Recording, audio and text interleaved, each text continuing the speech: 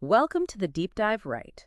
We like to get straight to the point on this show. Uh-huh. Help you unlock knowledge, maybe have some of those aha moments without having to sort through a ton of information. Yeah. Today, we're diving into Tai Chi Qigong Okay. and to really understand how it works internally and how it relates to the practice of Tai Chi Chuan. So our mission today is pretty straightforward. Extract the core concepts of Tai Chi Qigong and see how it all connects to health and well-being. I think this is a really relevant topic. Yeah. You know, the foreword to this material mentions this kind of shift in healthcare, Right. especially in the U.S., Mhm. where they're starting to pay more attention to these complementary health practices. And I think the main takeaway is that even with all the advancements we've had in modern medicine, Right. so many people are still not healthy. Yeah. And I think that's what's really driving the search for these really effective self-care methods. Exactly. And Tai Chi Qigong is one of these traditional Eastern practices that's getting more and more recognition. And it's really because it takes this really holistic view, right? Mm. Physical health, mental, emotional. It even touches on the spiritual side of things. Mm. And it looks at it as this interconnected web. You know, you can't really separate those things. It's Mm. about bringing it all into balance. It's interesting, too, because the preface also talks about the growing scientific understanding of Qi, Right. that vital energy within us.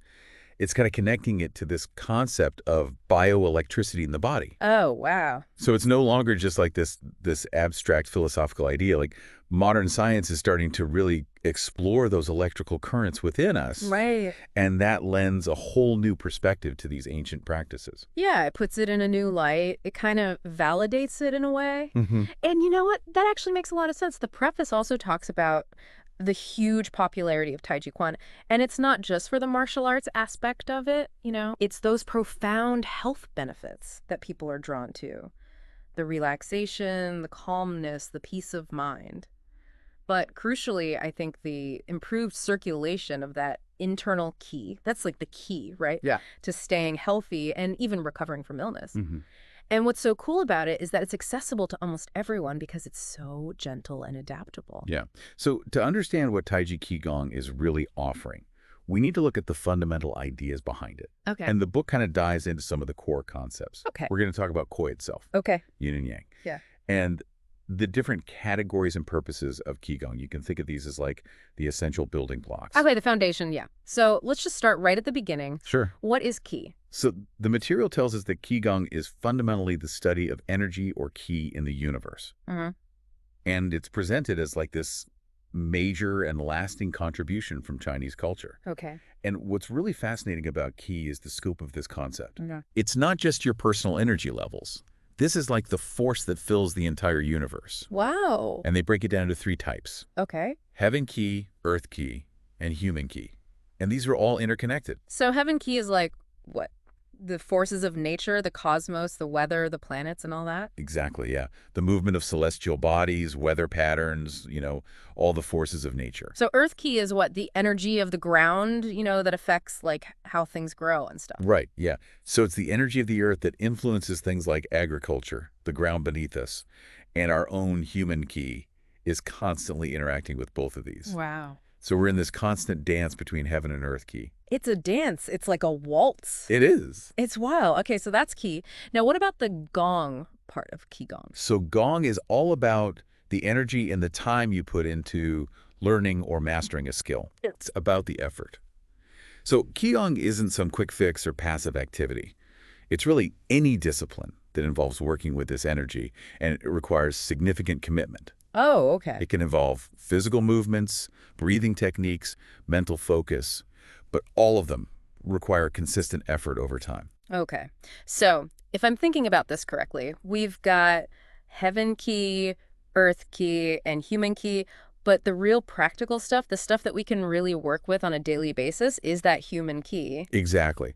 The book points out that while ideally a comprehensive study of Qigong would look at all 3 types, Right. the practical application naturally focuses on the human Qi, because that's what we have the most direct influence over and what impacts our well-being most directly. Makes sense. So we can't really control the weather, but we can work with what's going on inside of us. Right. Okay. So all of this stuff, this concept of Qi and everything, this has been around for a long time, right? Oh, yeah. for a very long time. The book even mentions ancient Daoists and these medical texts from the Qin and Han dynasties. Wow. We're talking over 2,000 years ago. And they were already talking about breathing exercises and how qi circulates in the body. Wow, that's so cool. Yeah. And we even get names like Beyond Qi, who emphasized using the breath to cultivate and move qi. Okay. And Zongjing, who in his prescriptions, for different ailments and stuff, he would include guidance on breathing alongside treatments like acupuncture. Wow.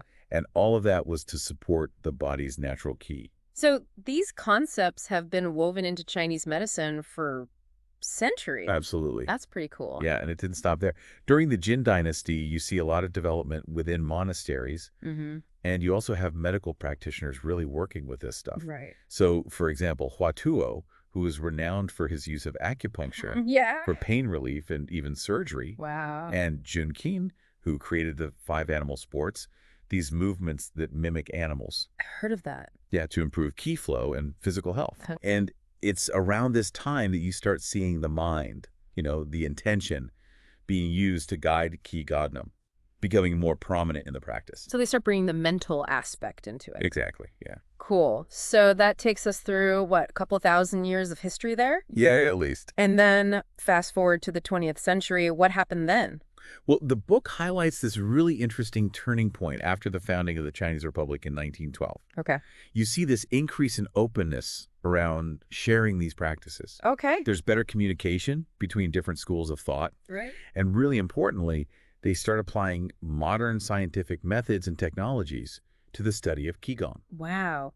So it's a living tradition that's being constantly evaluated and understood in these new ways. Exactly. I love that. It's like it's not stuck in the past. Right. It's still evolving. Absolutely. Okay, so we've talked about Qi and how it's developed over time. Now, are there like different ways to do Qigong? Yeah, actually there are. The book talks about how these practices are categorized. Okay. And they introduce 2 main approaches. Okay. Based on their training philosophy. So you have external elixir, or Wei Dan, and internal elixir, or Nei Dan. Okay. And these represent 2 different ways of working with and cultivating qi. Okay, so Wei Dan is like what? From the outside? Yeah, traditionally it involved using external substances and physical exercises that were aimed at, prolonging life, things like that. Okay. While Nei Dan really focuses on the internal cultivation. Okay. Through meditation, breathing, and very specific movements to refine the body's own qi. Okay, so it's like working from the inside out. Exactly, yeah. Okay, so those are 2 different philosophies, and then within those, are there different types of Qigong? Yeah, there are. The book talks about different types of Qigong based on their purpose. So, for example, you have medical Qigong, which is all about healing and preventing illness. And the book traces it back to doctors, way back in the day, who really carefully observed the natural world and the body's inherent patterns of qi circulation. Okay. So you'll see exercises directly inspired by nature, like the 5 animal sports that we talked about. Right. And other more established sets, like the 8 pieces of brocade. The 8 pieces of brocade, okay. Yeah, and that one, interestingly, was attributed to this military figure, Marshal Yufei, Oh, wow. who developed it for his soldiers' health and fitness. Interesting. So he was using it to keep his troops in tip-top shape. Exactly. That's pretty smart. Yeah. And a really cool principle in medical Qigong is that illness often starts as a subtle imbalance in the flow of qi before there's even any physical damage. Oh, okay. So medical Qigong aims to detect and correct these imbalances, potentially addressing health issues at a very early stage and promoting overall well-being. Oh, wow. So it's like preventative medicine. Yeah, absolutely. It's about harmonizing the body's energy before it manifests as physical symptoms. I like that. That's cool. Okay, so that's medical Qigong. Then we have, what was it, martial Qigong. Exactly. And that's, well, it sounds pretty self-explanatory, right? It's about using Qigong for self-defense, combat. Exactly, yeah. Okay. And the book connects its development to the legendary Mo, who is credited with the creation of some classic texts, like the muscle tendon changing classic Oh, okay. at the Shaolin Temple. Okay. And what's really cool is that the Shaolin monks discovered that these Qigong practices not only improved their health and resilience, Right. but they also significantly enhanced the power and effectiveness of their martial arts techniques. Oh, that's cool. So they weren't just trying to be healthy, it also helped them to be more powerful fighters. Exactly. And within martial Qigong, are there further distinctions? Yeah, there are. Okay. There are external and internal styles. Okay. And the external styles, they often focus on developing Qigong in the limbs, coordinating it with really powerful physical movements for striking and defense. Okay, so it's all about outward force. Right, yeah. Whereas internal styles, they emphasize generating that Qi deep within the body, in the core, and then directing it to the limbs as needed. Okay. And these internal styles tend to be softer, more flowing movements, and they put a lot of emphasis on that mental intention to lead the energy. Okay, so there's a lot more mental focus in the internal styles. Exactly. Interesting.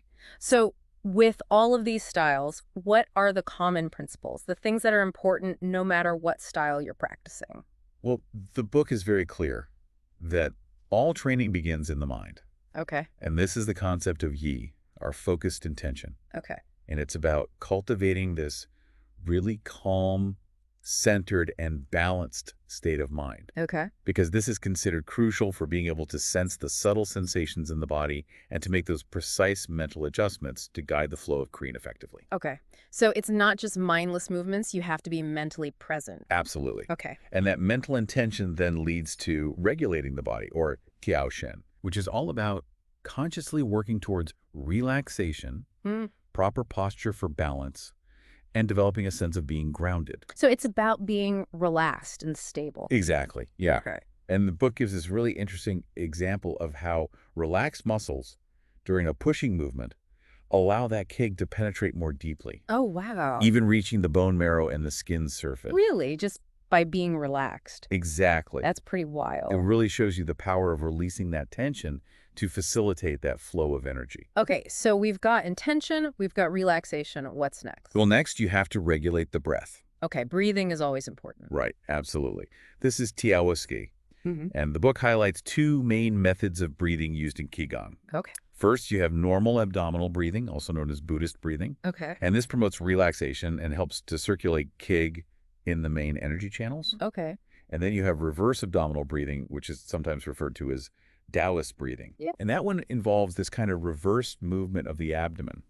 And it's considered to be more energizing and is often used in martial Qigong. Okay, so Buddhist breathing is more calming and Daoist breathing is more energizing.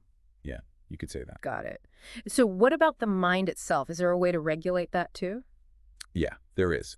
That's Taoism or Tiaoshen. Okay. And this goes deeper than just the initial focus on intention. Okay. This is about cultivating a peaceful and quiet mind, Oh. to be free from those distractions so you can really sense and direct the flow of Qi. So it's like quieting the mental noise. Exactly. So you can focus on what's happening internally. Mm-hmm.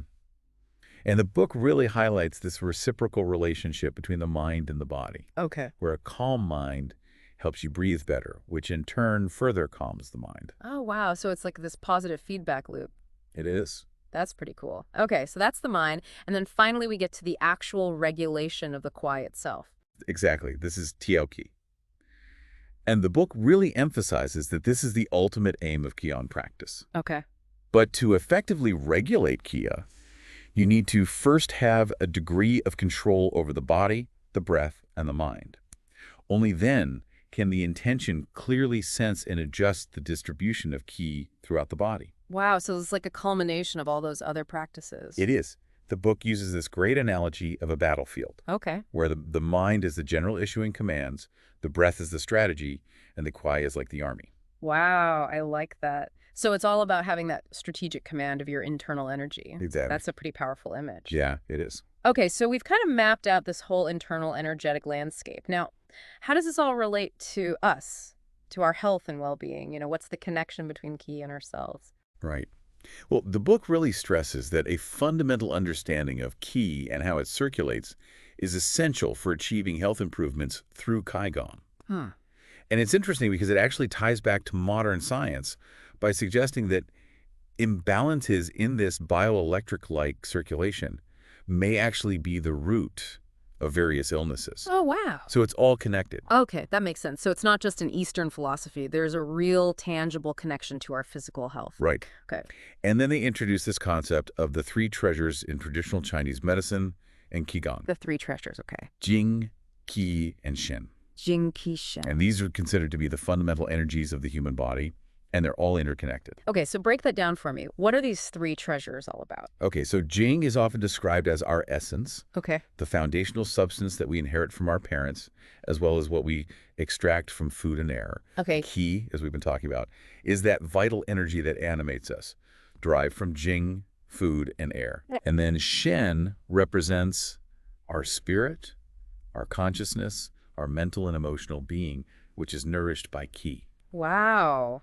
So Shen is like our deep reserves, our constitution. Yeah, you can think of it that way. Qi is that everyday energy, Mm. and Shen is like our mental clarity and our overall vitality. Exactly, yeah. Yeah. It's all working together.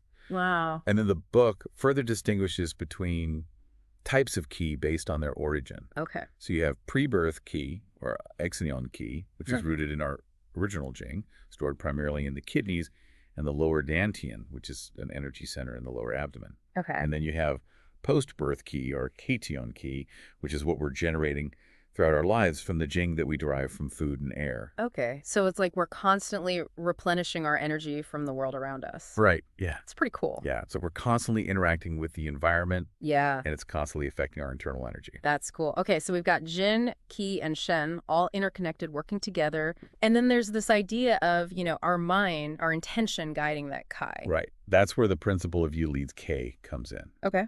So this is the idea that our focused intention can actually direct the movement and flow of our internal energy. Okay. And then there's K moves the body, Okay. meaning that our physical movements should ideally follow and be propelled by that internal flow of Kai rather than just being purely muscular. So it's like we're not just pushing and pulling with our muscles, we're also using our internal energy to move. Exactly, yeah. Wow. It emphasizes the need for this relaxed physical body that can be moved by that subtle yet powerful force of K. That's pretty cool. So what does it actually feel like? I mean, how do you actually work with that energy? Well, the book brings up this idea of listening to the K. Listening to the Kai. Okay. And it's about developing that sensitivity to those subtle sensations of energy that are flowing within us. Okay. And it's through that internal awareness that the mind can understand what's happening energetically and then direct the Kai appropriately. So it's like an ongoing conversation, like an internal feedback loop between your intention and your body's energy. Exactly. It's all about that communication. That's pretty cool. Okay, so we've covered a lot of ground here. We've talked about Qi, we've talked about Jing, Qi, and Shen, and how the mind directs the flow of Qi. Now let's talk about Yin and Yang. Right. How does that fit into all of this? Well, the book actually spends quite a bit of time on this. Mm-hmm. And, yin and yang are these fundamental opposing yet interdependent forces in the universe. Right. And they're considered to be the very foundation of Chinese philosophy, medicine, and of course, Qigong. Okay. And it's important to understand that the balance between yin and yang isn't just a theoretical idea. It has real, tangible effects on everything, from the grand scale of heaven and earth to the human body. Oh, okay. So, like the balance of yin and yang can influence weather patterns, Wow. but it can also affect our health. Okay, so it's like a universal principle that applies to everything. Exactly. Okay, so how does Qi specifically relate to Yin and Yang? Well, the book is very clear that when we talk about Qi being yin or yang, Right. we're not talking about two different types of Qi. Okay. We're talking about the state or the tendency of the Qi at that moment. Okay. So whether it's more passive, contracting, or deficient, which would be considered yin, or if it's more active, expanding, or excessive, which would be considered yang. Okay, so it's like the same energy, but it can be in different states. Exactly. Like water can be ice or steam. Exactly. Yeah. Got it. So how does this play out in Tai Chi Quan? Well, the book gives all these really cool examples of how yin and yang are classified in the context of Tai Chi Quan. Okay. For example, still meditation. That's considered a yin practice Okay. because it's about internalizing and conserving energy. Okay. Whereas moving meditation, like the Tai Chi Quan forms themselves, is yang. Okay. It's about the outward expression and movement of that energy. So it's storing and then expressing. Exactly. Yeah. And breathing patterns also fall into this yin-yang dichotomy. Okay. So normal abdominal breathing is considered yin. It's more about relaxation and grounding. Okay. Whereas reverse abdominal breathing is considered yang. It's more energizing, and it directs that Qi to the periphery. Okay. And the book goes into detail about how each type of breathing works, with the abdomen expanding and contracting. Right. And then it gets even deeper. Okay. It even talks about Neijin, which is the internal power in Tai Chi Quan, as Yeah. yin, Okay. and Weijin, the external, more forceful power, as yang. Okay. And similarly, the defensive aspects of applying Jin are seen as yin, yielding and absorbing force, whereas offensive is yang, projecting force outwards. Okay. So even in self-defense, there's this yin and yang dynamic. Absolutely. Yeah. And even the mind's focus plays a role. Okay. So when the mind is concentrated on defense or storing energy, it's yin. Okay. But when it's focused on attack, expanding ki outwards, that's yang. So it's like yin is about drawing in and yang is about pushing out. Exactly. Yeah. Yeah. Cool. And then it goes on to talk about movements themselves. Okay. So retreating movements or actions that set up a retreat are often classified as yin, Okay. whereas direct striking actions are yang. Okay. But interestingly, it points out that an outwardly offensive movement can be strategically yin if its purpose is to create an opportunity for a retreat. Oh, wow. So it's not just about the movement itself, it's about the intention behind it. Yeah, it's about the strategy. That's pretty cool. Yeah. And then finally, in terms of generating power, the root, the stability of the legs and the lower body, is considered yin. Okay. And the limbs, which actually execute those movements, are yang. Okay. So you have this really fundamental yin and yang dynamic at play in every aspect of Tai Chi Quan. Wow. So it's like a whole philosophy of movement and energy. It is. That's pretty cool. Yeah, it's very comprehensive. Okay, so we've got yin and yang. How does this all relate to those concepts of Wuji and Taiji? Right, so the book introduces these as key concepts that are at the heart of this yin and yang dynamic. Okay. So Wuji is described as the state of no extremities. No extremities. It's like the primordial state of undifferentiated yin and yang, Okay. like a state of pure potential Okay. before any separation into those opposites. Got it. And it's even presented as the ultimate aim of spiritual cultivation in some traditions. Really? Yeah, like a completely neutral and profoundly calm state of mind. Wow. That sounds pretty blissful. Yeah, it does. And then you have Tai Chi, Okay. the grand ultimate. And this is described as the force that arises from Wuji, Okay. the point where yin and yang start to differentiate, Okay. but they're still inherently connected. Got it. And this is the hidden power that underlies all movement and change. Okay. You can manifest Wuji into yin and yang and then back to that unity. Okay. And within humans, that force is identified as Yi, our intention. Oh, okay. So our intention is what sets that whole process in motion. Exactly, yeah. That's pretty cool. Yeah, it's a really powerful concept. So we've explored Qi, Yin, and Yang. Now, how does this all come together in Tai Chi Qigong specifically? Well, the book clarifies that Tai Chi Qigong is its own style within the broader category of martial Qigong. Okay. But it's important to remember that martial Qigong itself is just one type of Chinese Qigong. Right. Right. And a lot of the movements in Tai Chi Qigong are actually adapted from Tai Chi Quan forms. Okay, so it's like a simplified version of Tai Chi Qigong focused on the energy work. Yeah, in a way, you could say that. Okay. And what really sets Tai Chi Qigong apart is its emphasis on softness and the cultivation of internal Qigong through those Neidan practices. Okay. So while it does involve movements, it's really focused on building and refining that energy rather than external strength. Got it. So it's not about being a tough, powerful fighter. Right. It's about cultivating that inner strength and energy. Exactly. Okay. And the book mentions that in the last 50 years or so, Tai Chi Qigong has been practiced mostly for its health benefits rather than its martial applications. Right. Yeah. Why is that? Well, I think it's because the wide range of health benefits that we've been talking about. Okay. The book goes on to outline the reasons why people practice Tai Chi Quan. Okay. Firstly, it can help beginners in Tai Chi Quan to actually feel their ki.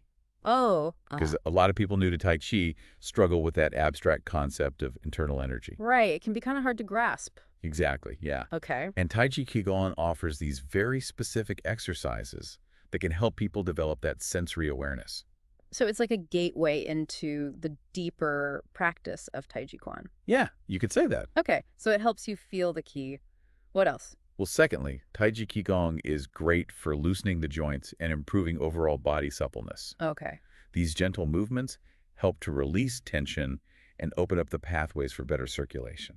Okay. So it's good for flexibility and circulation. Exactly. Cool. What else? Well, thirdly, it's great for calming the mind. Okay, that's always a good thing. Right. The slow, deliberate movements, the focused intention, and the breath regulation, they all help to quiet the mind. Okay. And they can really improve concentration and overall awareness. Okay, so it's like a moving meditation. In a way, yeah. Okay, and then finally, it's good for healing and strengthening the body, right? Yeah, absolutely. It promotes that balanced flow of Keel, which can help to address existing health issues and build a stronger foundation for long-term well-being. Okay, so it's like a holistic health practice. Exactly. It addresses the mind, body, and energy all at the same time. Wow. Okay, so that's why people practice Tai Chi Qigong.